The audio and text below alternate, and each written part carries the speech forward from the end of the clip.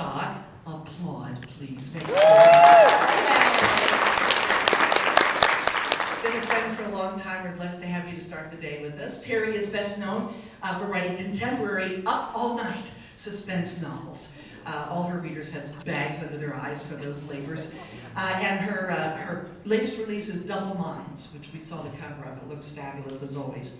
Terri, one of the things I love about you is your story, is what brought you to Christian fiction. A decade ago, you were an award-winning secular novelist, but something happened in your heart and in your life that brought you to Christian fiction. Tell us about that. Well, I went into the secular market about 25 years ago, planning to write clean romances. And I started out that way, but then in the interest of fame and fortune and selling more books, I started making compromises, and one compromise led to another until finally I was writing books as graphic as anything out there. And it really stunted my growth as a Christian.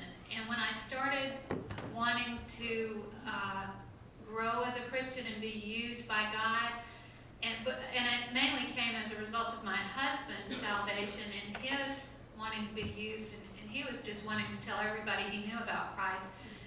I realized I couldn't really do that because of what I was doing for a living, and it was a stumbling block for my readers and for me.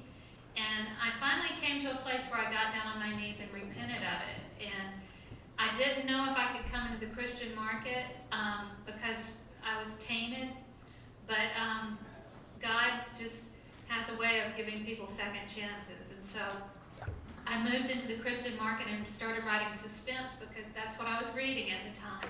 And I've been doing that ever since, and it's just been great fun, and God has blessed it so much, just more than I could ever hope or imagine.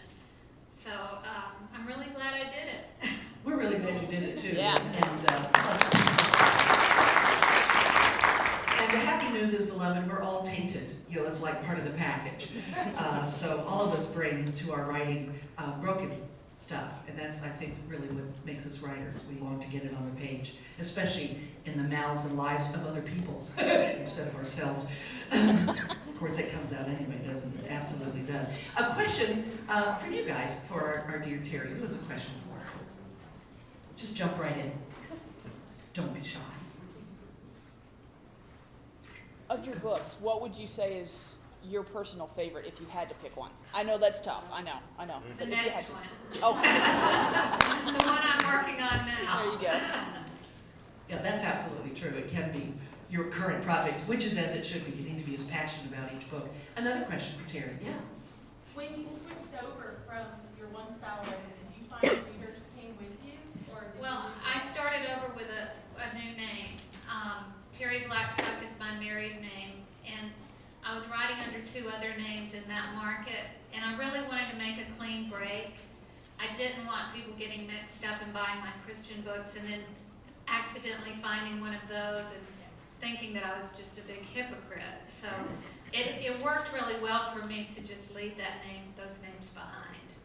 But, you know, there are some who've come over from that market who've kept their names, and they've done fine as well. They just had to make sure that everyone understood that they had made a clean break. Right. Any other questions for Terri? Yeah. Can you tell us a little bit about your next book? Oh, that was my question? Well done. Well done. Yeah, is to finish and find out the next project. Well, my new book that's out just recently is Double Minds. It's about the Christian music industry. But the next book is called Intervention, and it will be out in September. And it's about a mother who hires an interventionist for her daughter who is addicted to drugs. And on the way to treatment, the interventionist is murdered, and the daughter goes missing, and they think she did it. So that's all I'm going to tell you, nothing else. That's a lot. And it's coming out when? September. Thank you. Well done. Thanks, Terri. Speaking of name changes, our next writer used to be T. Davis Bunn, but he moved to England and dropped his T. So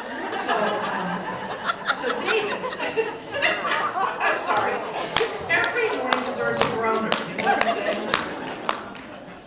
Davis, we all call him Davis anyway, so it makes sense to me. Brother, you are an amazingly versatile writer.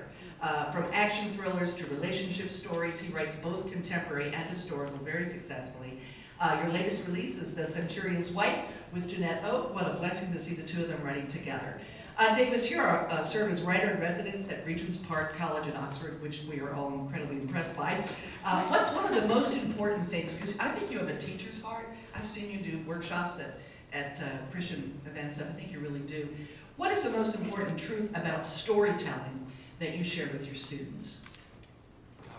Regent's Park is the Baptist College at Oxford University, and so within that community, we are welcomed as believers.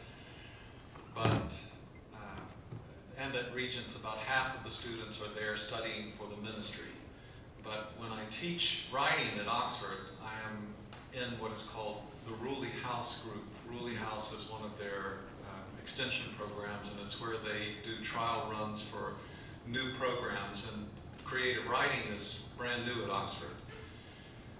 And at Ruley House, if I have 100 students in the room, there may be one Christian, and that is possibly one Christian, and in many cases, if there is a Christian, he or she is very reluctant to admit it.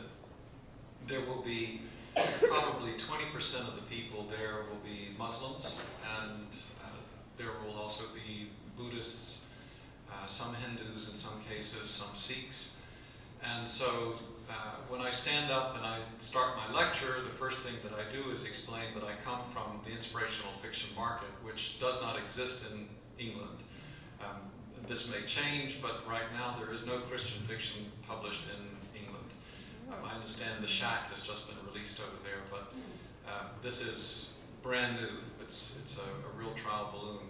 So I have to explain what the industry is, what it means to write as a believer. And I do this in a very straightforward manner, and then I just drop it. The message to me is one of living as a Christian, standing up there as someone who hopefully exemplifies the faith as clearly as possible. But in these circumstances, it's also in a silent manner. I'm known in England, I do write both for the mainstream and for the Christian arena. I'm published in England by HarperCollins, and this is what I'm known for. My books there have a Christian moral base, but none of my overt Christian novels are at this time published over there. And so when I'm speaking to these people, I would say perhaps the most important thing that I try to convey is the concept of a message that comes from the heart. And in many cases, this is the first time these students have ever considered the idea of a heartfelt message as a component of the story that they are trying to write.